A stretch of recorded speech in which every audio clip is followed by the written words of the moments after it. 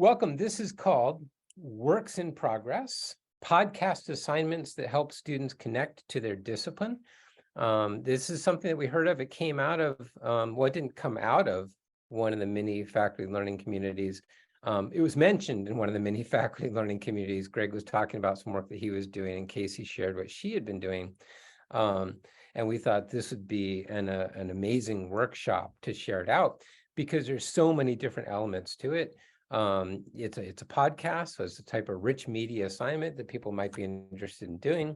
It's also something that really helps students, as Greg will talk about utility value. So it really helps students connect to their discipline, connect to their major, and connect with each other. And it's something that could really potentially help with retention and with students just connecting with each other. So there's so many different elements that just like stuck out with this assignment. I said, please do share it. Now we're calling it Works in Progress. They're still tweaking it. They're still working on it. And we're also encouraging other people, do you have something you're trying out in your classroom that you think other people might enjoy hearing about? You don't have to wait until you've got it perfectly down and you've tried it out for 3 years in succession and then you're finally ready to share it, right? And we're happy to call it a works in progress and get it out there so other people can experiment with you and share what they're doing as well. So thank you, Greg and Casey, for volunteering to do this, and we're really looking forward to the workshop today. Okay. Thank you, Mark. I will take it away, Mark.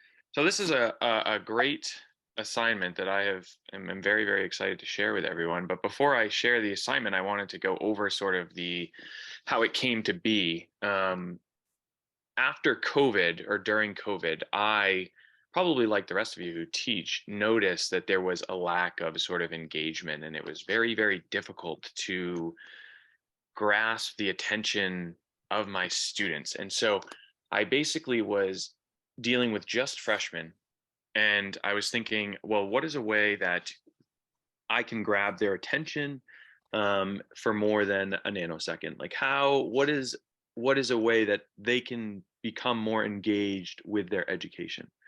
That was one of my goals, because it was slipping. My students were just slipping.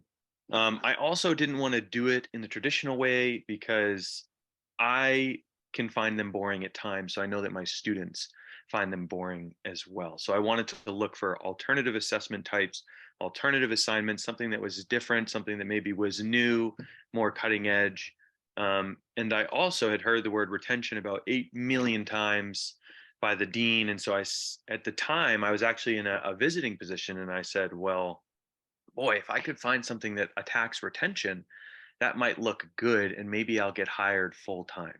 So the inception of it was mostly student based, also a little selfishly based, but all good stuff. So I did a deep dive into the literature, super, super deep dive, and was looking for what was out there. And I kept coming across something called utility value intervention. And it hadn't been studied super thoroughly. It had only been in practice for, a couple decades, and really had only been talked about for like the last 40 years, and really heavily studied only like for the past 20 years. So there really isn't a lot of news about utility value intervention. What it is it's basically interactive, it's in the classroom, and it's meant to help students connect their in-class topics to their lives outside of the classroom. And this is something that I was not doing. We learn about photosynthesis, and then we say, okay, how does it apply to these biological concepts within our learning outcomes?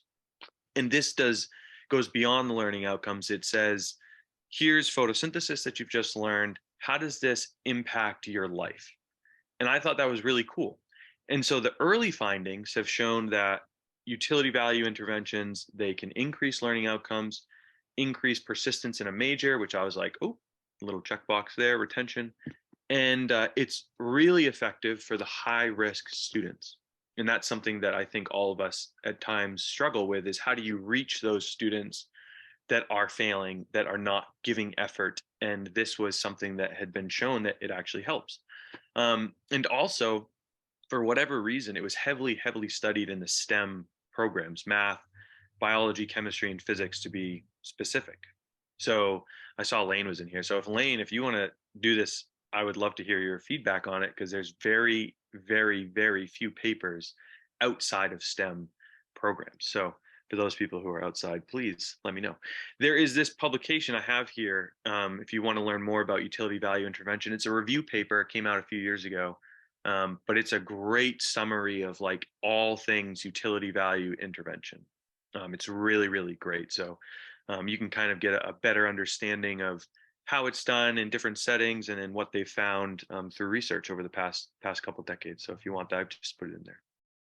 Okay, so I said, all right, I like this utility value intervention. How do I get it into my class? What historically was done is there's in-class reflections. And so you learn about a topic, photosynthesis, and then built right into the classroom, into the assignment is a question, what is photosynthesis? And then following that, it's how is learning about photosynthesis going to be beneficial for your career moving forward, right? So that's like the traditional sense of how it's done. Classroom based, very, very quick, 10 minutes, 20 minutes, and it still had great impacts. But I was not a fan. I didn't like it because it was just another question. I felt like it might be busy work. I didn't feel like it was enough. I didn't feel like it was enough to engage my freshmen. I thought that they would not take it serious enough. So I was looking for something newer, something more, I don't know, cutting edge, something more grasping that new students might hold on to. So I was driving along in my car, and I don't drive a Tesla. I'm just I don't make nearly enough money to drive that. But I was driving in my car, and every day I listen to podcasts. And it just dawned on me, literally just dawned on me. And I was like, oh my God, they could incorporate utility value intervention through a podcast. So I started fleshing it out, the details a little bit, and was a little worried about the technology, but it turns out super, super simple because students are way ahead of the curve. Well, compared to myself, I suppose. So they already know how to do all the technological aspects. So that got over that hump, and we started fleshing out the details. And I didn't just make it on a single topic, but I blew it up to, I was dealing with students taking biology. So I said, well, what is the utility value intervention of your biological education as a whole? And I didn't just do it in one class. I stretched it out over an entire semester. And basically, I met with each student individually 5 times throughout the semester. We wrote outlines. We really hammered details out. I helped them kind of flesh it out and make sure that it was a good product at the end. So this decreased stress for students, and it gave them longer to reflect on the utility value of their biological education. And I was like, whoa, after the first semester, I did it. It was like absolutely insane. I have some audio that I'm hoping will play through, and you guys. Hello. So today we are talking about, does college make a difference as a game warden? So this student, they were failing my class, and they were 100% certain that they did not need a college degree to become a game warden. Now, little did they know that my undergrad was wildlife ecology at the University of Maine. 6 of my graduating ecology peers went on to become game wardens. So I am friends with many game wardens. So I said to this student, like, no, you need an education. I know you need an education, right? But coming from me, it literally means absolutely nothing to them. It has no ounce of weight for me saying it. So I said to the student, I said, you know what, why don't you do this assignment on that? Let's look at the utility value of this education for becoming a game warden. And so that was their question. And so I'll play it for you. And so I cut it. That was their question. Does getting a education matter for becoming a game warden? And then I skip to the end where they give their summary. Let's see. Does college make a difference with your future path? Yes, it definitely does. You'll stand out more as a game warden if you have a career or degree, and maybe you'll get a higher pay, so I think it would help a lot to have a degree. So this student, who was failing my class when they started the assignment ended up passing my class. They got a C- in the class, and they started showing up to class. And what happened was they were doing research. They went out and interviewed a game warden. And it's so funny. They had the interview on the podcast, and they asked the warden, the first question was, do you need a college degree? And the warden said, we don't even look at people without degrees. And that, it was just this like moment. And I was like, well, I told you the same thing, didn't I? I'm pretty sure I told you the same. But it was incepted by the student and not by me. And that was the big difference. And that's what this assignment does, is it gets the student to come up with the idea. And so I feel like that's a huge, huge benefit. So this wasn't unusual, to my surprise. There were several students who really took it to heart, really analyzed, what is the value of my education? Why am I here at college? Why am I in this class? What am I doing? So it was great reflection for the students. And Hello. So what was so great is that I shared this, and I am just one little tiny pea brain. You know, my brain is has its limits for sure. And so I shared this, and Casey was like, I'm going to do this. But Casey tweaked it a little bit for her class and made it better and made it so great. And so it was once Casey sort of took it and was like, oh, I have this new idea to apply to this thing. And she made it her own and made her own rubrics and stuff. It was like, oh, you could take this in so many different ways.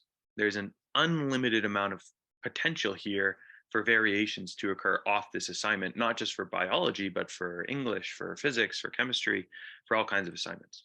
So that's it. That's my little spiel. Now Casey is going to share with you her rubric and how she actually applied the physical assignment to her class. And I hope that that wasn't too long for everyone.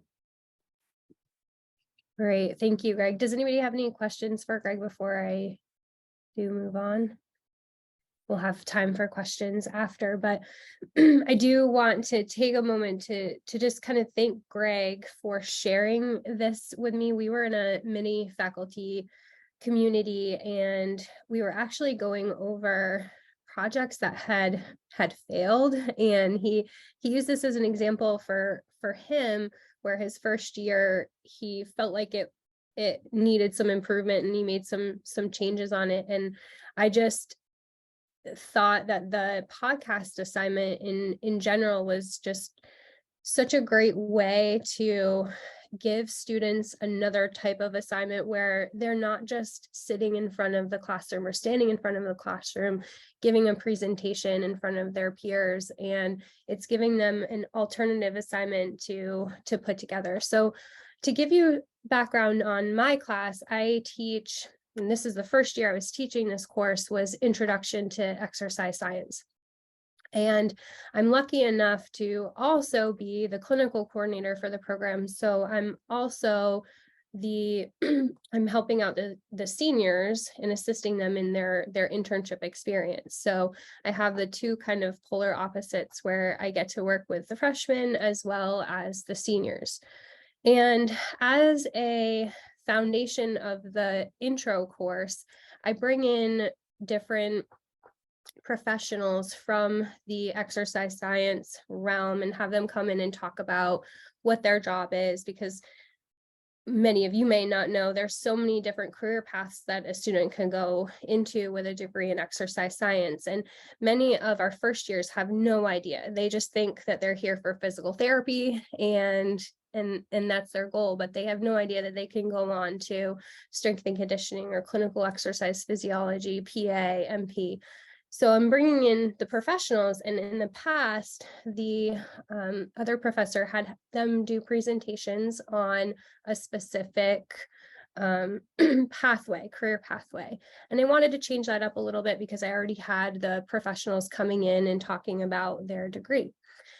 So after hearing about Greg's assignment, I thought this would be a great way for them to connect with the senior class.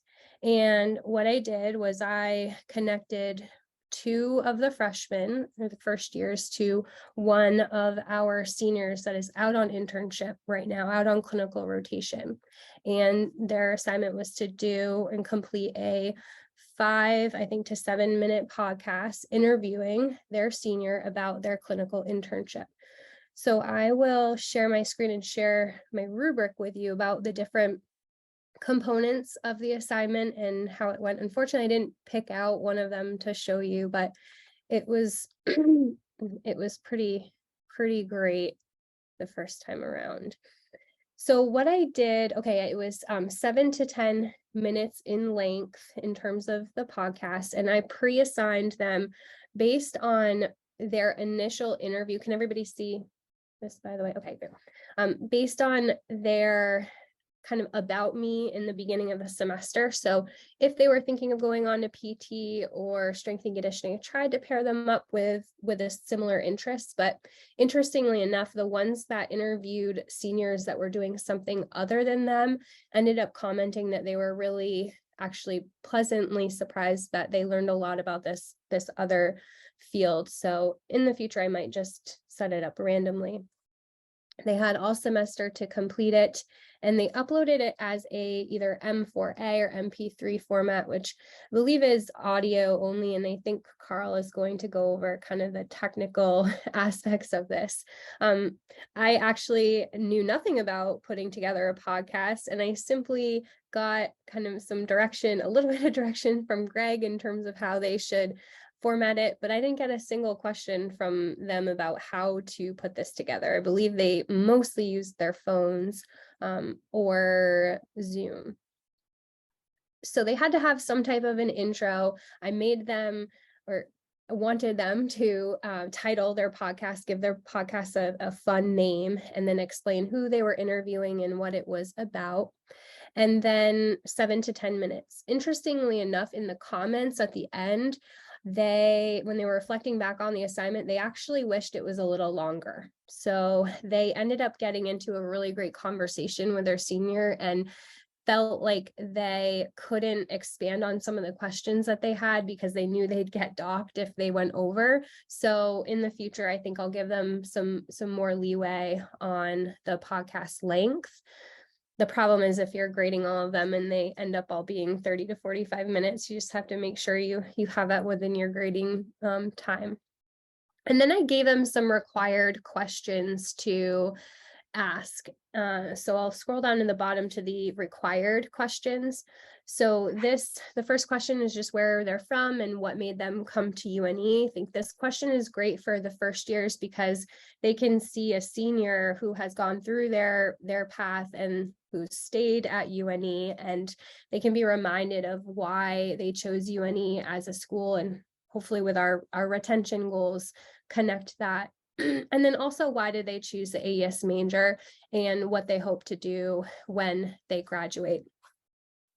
The third question is all about their internship or clinical experience. So where they're at and what type of clinic or site it is, and then giving kind of a day in the life of an AES intern. And what this does was it helped them to hear about all the different activities that an intern can do, what types of patients or clients they're working with, and what to expect once they're in their senior year. And then what are the biggest strengths of that internship site and what they like most about it. And this last piece was really helpful. What is your biggest piece of advice for first year applied exercise science major? So I think in general, they all had very similar advice for them, and they were able to take that advice. And one other piece was part of the project, they had to listen to at least 2 other podcasts and then comment on them. So they were able to hear other students' podcasts. So going back up, they needed to do 6 required questions, and then they also had to come up with at least 2 additional relevant questions to ask their podcast guests. So it had to be something to do with exercise science as a whole, as career planning or education, something to do with that topic. But if they had time and they wanted to ask them other questions about themselves personally, they certainly could. Quality of sound was in here. So what I have noticed in the past with some audio assignments, if a student is plugging together different pieces of audio, oftentimes the volume will go up and down. So wanted to make sure that they were making it very clear and easy to hear with no changes in volume and no background noise. So they had to pre-plan where they would be doing their podcast. And then lastly, their follow-up and peer evaluation. So they had to comment on and listen to at least 2 of their other peers' podcasts and then give some type of meaningful feedback to them on what they thought about the podcast. And I think this was actually one of the best parts about the assignment, was reading through all of the feedback that they had. They had to make sure that they weren't commenting on all of the same podcasts. So once one podcast had a couple comments, they should have scrolled down and commented on a new one, and they had to come up with a comment that was unique and not repeating, and they all did that. And then lastly, they had a self and peer evaluation. Because they were paired up with a partner, they evaluated themselves as well as their peer, and that went into their grade. And then I think that's it. So I felt overall like the first round of this went really well. They did a evaluation on in their self and peer evaluation. They also commented on the project as a whole, and overwhelmingly I got very, very positive feedback. This was a final project for them, so in lieu of a presentation, they don't have a final exam in this intro course. It's a 1-credit course. And so this was kind of in lieu of that. And they all said that this was something that they really enjoyed. They love connecting with their senior, and just the aspect of doing a podcast versus a presentation, they really enjoyed. The consistent feedback in terms of changes was that they wish they could have asked more questions and made it a little bit longer, which was interesting and surprising to me. But I definitely do plan on continuing it next semester. I like the idea of them maybe interviewing a professional, but where we already have the professionals coming in, I do really like that connection between the freshmen and the seniors. One positive that I have, or advantage that I have, is that I have the seniors in a credit bearing class. So I made this part of their overall grade as well. So in terms of the buy-in, they were being graded on it. So I know it might have been a struggle if I was just asking for volunteers, but overall it worked really well. Yeah, we are going to have a chance to ask questions. I want to let Casey rest your voice for a second, because I know Greg wanted to jump back in and talk about how his podcast assignment evolved. So he talked about sort of the initiation of it, but I know some changes have happened as well. Yeah. So Casey has made some incredible improvements. I'll share my rubric. I'm not as Casey has much more definitive guidelines, and so I bet that her podcasts are much easier to follow and they're more structured, and mine are all over the place. But this is what makes it great, and this is why I love it so much, is because that's what Casey wants to get out of the assignment. Casey wants them to see, like, hey, look, these are seniors, you can get here, this is what you can do, look at them, like something to achieve. And for me, it's always been more, I want them to do their own exploration, and whatever they come to, and I'm happy with that. And so it started out, though, the biggest thing is the length. Casey has hit it. The length is something that is surprising. My students too wanted longer. They wanted more time. I made it 5 to 10, and that it's tough because I have 30 students, so to listen to 30 podcasts intently, each of them are about 10 minutes long. That's quite a time consuming effort, especially because this is at the end of the semester as well.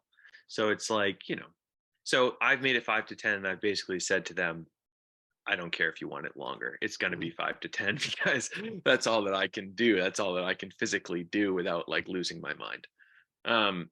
The other thing that's evolved, I didn't have any of the peer review comments the first time that I implemented it. And that was a mistake because it has built such a sense of community within the class when they listen and comment to each other. And that has been extremely helpful in not just for them seeing, oh, like, it's very interesting to see other people, but also building that sense of trust on campus. I actually think that builds into the retention aspect of the assignment is the peer review, because they get to talk to each other and find out. Some of them are very, very personal, and I've actually had students who have done it and they do not want to share it with the class as a whole because it's so personal. That I put in here at the bottom. This was something I did not anticipate the first time around, and so now I put that little blurb there at the bottom in case students don't want to publicly post. I'm totally fine with that. I have no issue. It's only happened a few times, but the assignment is not really for other people. It's for the person doing the assignment. So if they want to keep it intimate, I am totally fine with that. They're aware that I have to listen to it, but if they don't want to broadcast it, I think that's fine. Those were two big things that I did not include or anticipate that I have implemented since, and they have gotten really great feedback from students. And like Casey, I have never had an issue. So I've done this now for 2 years. Yeah, a year and a half, 2 years.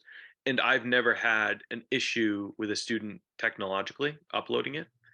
And I've gotten incredible reviews on, wow, this is really different. And it really helped me sort of understand why I'm here and what I'm doing. And I really enjoyed doing this.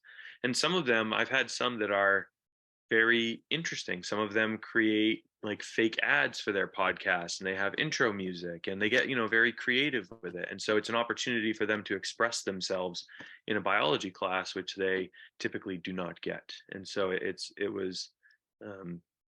been very good.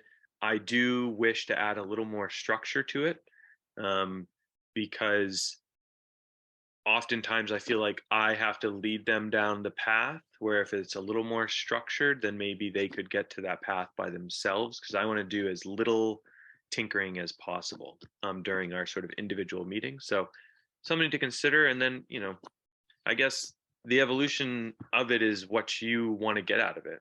I want my students to have epiphanies. That's the goal of this assignment for me, is I want students to have that light bulb go off for themselves. So that's why I keep it very broad, because I can't make it go off for them. So I've done this now. The two classes that I've implemented this in are Bio 105, which is ecology and evolution, and Bio 106, which is cellular and molecular biology. And both have great impacts in both classes. So like I said, the concept is heavily studied in the STEM programs. I really wish to see how it works outside of STEM. There's just not many papers that have studied it, and so I hope somebody outside of STEM takes it off. So that's sort of the evolution of where it's at, and I'm still changing it and tweaking things, and finding out different things. I would like to. I haven't had a lot of issues with sound quality. Some of them are better than others, of course, but I do want to look into, like, is there a way to get or to use IT if they have access to sound recording instruments like microphones and stuff like that, that students could maybe rent out or go somewhere to use to record if they don't have, say, a phone. Not everyone has an iPhone, so to make it a little bit more equitable for those students who don't have the tools necessary. So that's sort of my next thing that I would like to do. But yeah, so that's a little bit of how it came to be and where it's going and what it's doing. All right, so let's open it up for questions. And the questions, if Casey and Greg can't handle them, it's about podcasting or uploading to Brightspace. Carl is here as well and can take some of those questions. I have more of a not a technical question, but I love this idea, and I love particularly Casey. You know, we're also thinking of doing something with our first year, so I love the idea of kind of connecting the first years and the seniors. It's brilliant. Do you have any thoughts, since you've both done this? And I agree, it's so much about reflection and about taking it all in, or it could be that. But do you have any ideas about how to integrate it into some of the upper division courses and make it, you know, so it's a little bit less about maybe exploration, a little bit more about reflection at the end? Just curious. So Karen, are you talking about upper level? What types of courses are you? I just mean, I love what you've done. They're both kind of introductory courses where they're trying to decide, kind of like you said, Greg, is college, is this really important? And Casey, like you mentioned, what do I see myself doing over these next 4 years?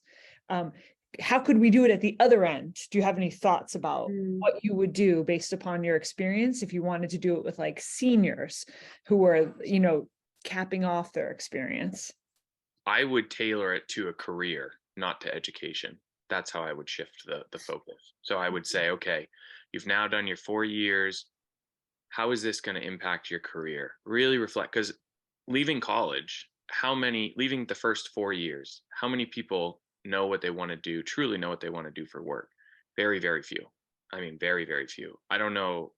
Did you end up where you thought you would end up 4 years at? No, right? I didn't. I'm sure most people didn't.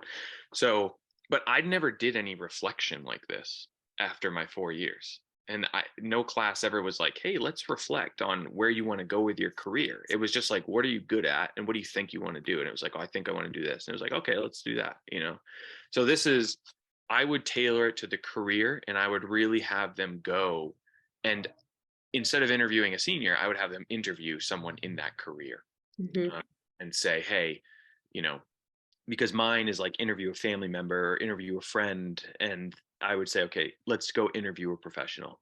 You want to become, for me, I have all these students, they all want to become a surgeon. And it's like, okay, let's go and interview then a surgeon and really see what it takes to become a surgeon, not just want to do it, but what is it actually? And that reflection, you know, could either send them down a different path and be like, oh, I don't want to do that, you know, or like me, I wanted to be a fish biologist. And then I researched fish for a couple of years and I was like, oh my God, I hate this. So I was like, but I never interviewed anyone. I never really talked. I had friends that were in the field, but I never really in depth talked what percentage are you out in the field versus writing papers? You know, I'm not a huge writer. I don't really like to write. Oh, 95% of your job is writing. Oh, well, that's interesting. You know, so it's that's what I would do. That's how I would change it. Yeah, I agree. I agree with that, Greg, in terms of kind of the utility value aspect of it. I also see, aside from, excuse me, the utility value portion of it, just using the podcast structure as an alternative assignment to really anything. You could do it as a way, instead, in lieu of a presentation or a paper, they could do a podcast on a certain topic where they're teaching you about something, or maybe they're discussing it with another student, and because lots of podcasts do that. There's educational podcasts about anything you can think of. So I also see it in that aspect, going over kind of technical educational skills and topics. I just got such a great idea too. This is why it's so awesome, because you can I'm sure the wheels have been spinning for all of you as we're talking. You're like, oh, I could do something like this. You could also do a series, like a podcast series. So instead of having it be one podcast at the end, you could do, because they're upper level, and maybe it wouldn't be crazy to have them do a series of 4 episodes and sort of showing the evolution of them as a student in the beginning, and then at the end they're focused on the career and doing a reflection on the career. So it's sort of this movie in a series of podcasts of their education and where they're going, you know. that I think that's a little more upper level, where, you know, they're seniors that wouldn't be too crazy to expect out of them, you know? So that's, yeah, the more you think about it and the more you talk about it with people, you're like, oh my God. Yeah, when they're interviewing somebody in the field, you know, that's a good podcast by itself. My favorite podcast was people interviewing somebody, talking to somebody. So for the first part of that series that you're talking about, you know, they could pair up with somebody in the class and interview them about, you know, their beginnings at UNE, right? So just to play off of that. And then you'd have half as many to listen to as well. Yeah, I had 60 students in because I had two different sections, but I did pair them up. So I had about the same amount of podcasts to listen to. I had about 30 of them, but And the nice thing about the series is they might be 4 2 minutes or 5 2 minutes or something like that. So a little bit quicker listens when you're dealing with the individual ones as well. But I'll say, if I had to grade a 5-page paper versus listen to a 10-minute podcast, I'm taking the 10-minute podcast every single time. So, That's because you're not writing comments on the podcast every like 2 lines. So I'm wondering about, and maybe Carl's going to get into this. I'm just thinking a little bit about, like the actual nuts and bolts of like, what did they use to record their podcast? Did they use their phones? Then how did they? But I'm specifically thinking about if they're interviewing people, that's kind of a different dynamic with audio or editing. So I'd love to know kind of a little bit more about that. I think Carl, you just dropped something in the chat, I think. Yeah. Yep. Go ahead. one thing I just want to mention is that part of it, of my assignment, I did require them to meet with their interviewee ahead of time and plan out their questions. And I also gave the seniors the questions that they were going to be asked ahead of time. So it made it flow a little bit better, and they got to practice once and then go through a second time.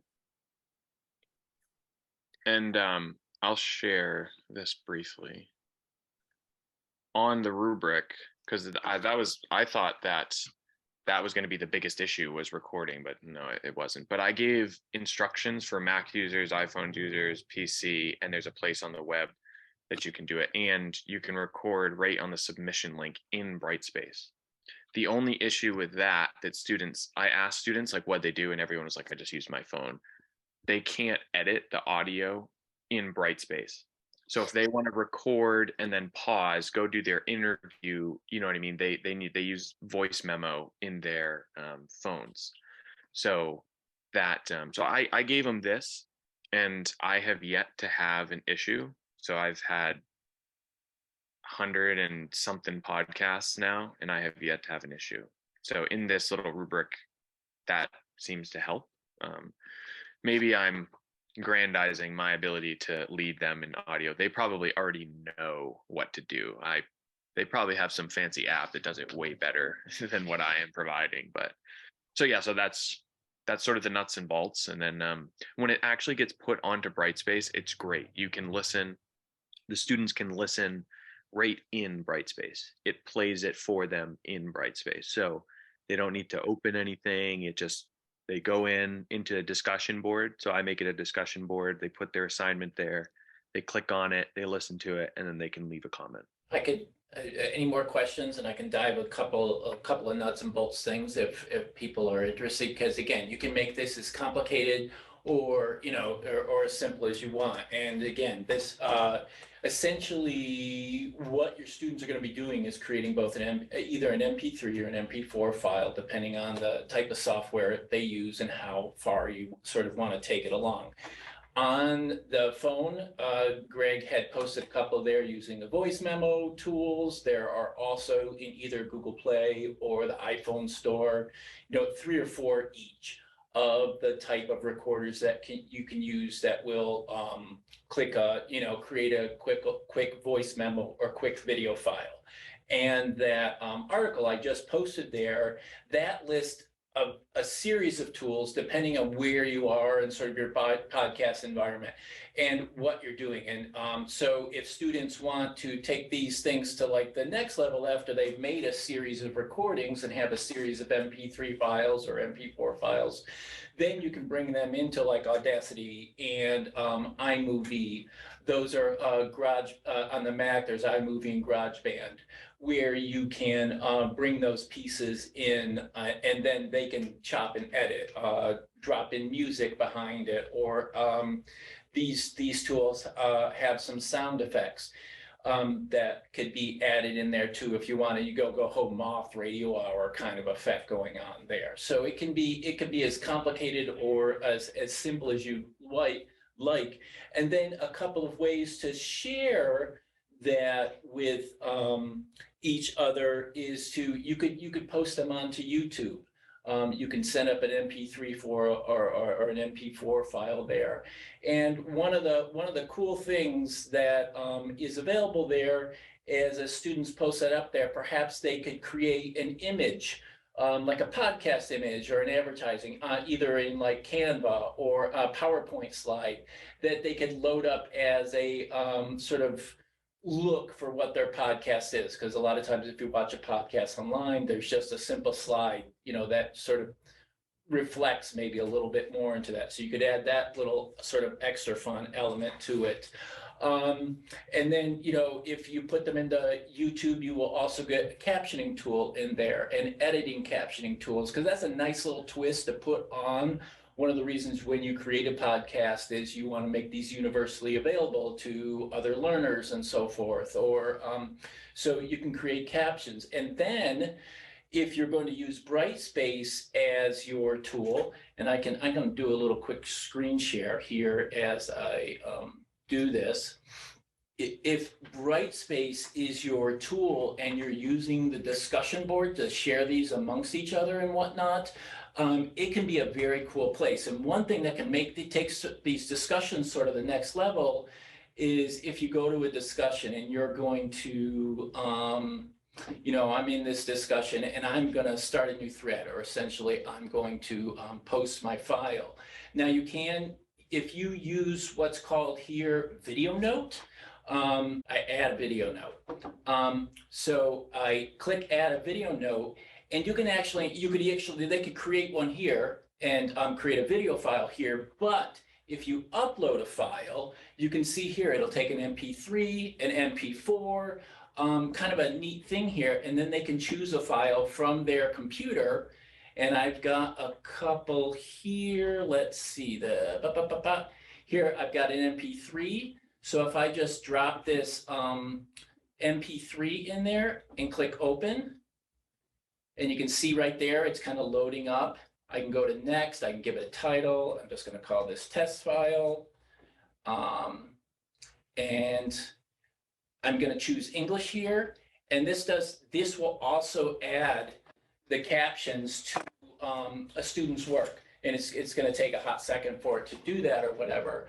But this is kind of a nice way to add up. Instead of just adding that file, it'll actually create this image here. And if it was an MP4 with their cell or their thing baked in, they would see this as students watch it. So the kind of fun part here, and I'm just going to insert this and sort of go back to one of the other ones I sort of did here. And if I kind of pop this in here, oops, cancel. Let's see if it's going to open this up here.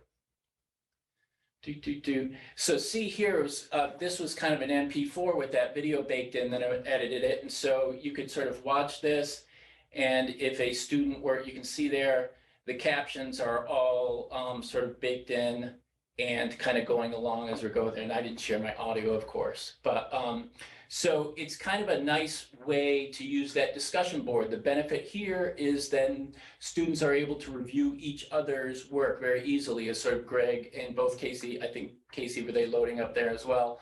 had loaded those into the discussion board to sort of take them to that next level. So they could feedback. And then students could also use this very same file and pop it into the assignment tool if you wanted to give sort of private feedback on a student's assignment in that tool. And then that grade, just like any other assignment tool in Brightspace, could sort of, just flow into their grade book or you could tie it to the rubric or whatever the case may be.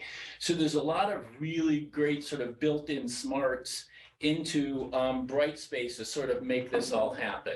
Some equipment, I do have a couple of small tools that, students, I wouldn't mind students kind of borrowing and so forth to make audio a little bit better. Having 60 or 1,000 students start doing this, then we'll have to uptick this a little bit. But there could also be when students are recording, if they speak more closely, or if they record things on their computers, to kind of make sure that they have them close by. So there's very tips that can help with the audio overall. And again, like that Audacity editing tool or iMovie or GarageBand have some ability to sort of fluctuate those levels if they come in a little soft and whatnot. Hold it there, Carl. Yep. I think that's probably It's a enough. lot of information. It was a fire hose of information. Yeah, but when we've been interviewed by students before, they just put their phone down Yep. and just use voice recorder on their phone. It actually does a pretty amazing job if it's just two people. But as Carl said, if there's a group and you wanted to capture that, we do have some different equipment available. And if you're doing the interview piece, Zoom is a great tool for capturing it, especially if people are two different locations or you're trying to, they need to grab someone in a different part of the country. And with their Zoom, they can just drop the sound file. So they can get an MP3 dropped from Zoom instead of they downloading the whole video. You could just bring in that MP3 file and then drop it into one of those editing tools to sort of slice it up if they needed to. Right. So I know people are just starting to take off. So I just want to really thank Greg, Casey, for making yourselves available, taking the time to do this. I know it's quite a bit of work and that we added to your schedule. So thank you so much for sharing. And others, if you've got nice little ideas out there, feel free. You're getting a lot out of what they've presented today, and maybe other people could benefit from some things that you're doing. So thank you so much for presenting today. Thank you. And thank you everybody for taking time out to attend.